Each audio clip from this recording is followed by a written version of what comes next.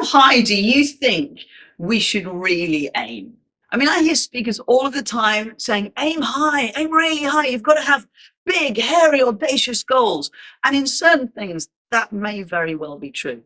I think we can achieve even more in many areas.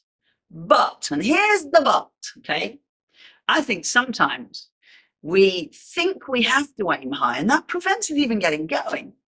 There are many, many things on this planet, in your life, in my life, that you'd like to do or I'd like to do, where we don't have to aim to be world champion. We don't have to aim to be the best. You know, there's a few pieces that I would really love to. So I took up the guitar for a while and I really enjoyed it.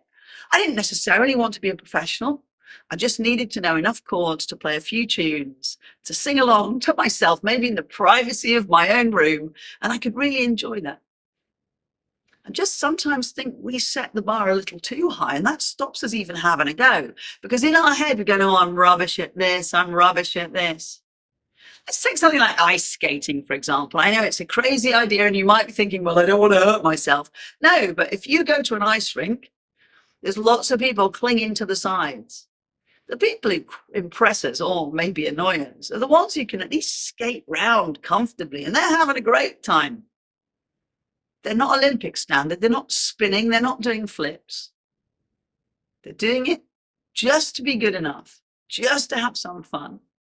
So yeah, this little video is about not aiming so high or not putting that much pressure on ourselves that we don't even get started. Sometimes good is good enough.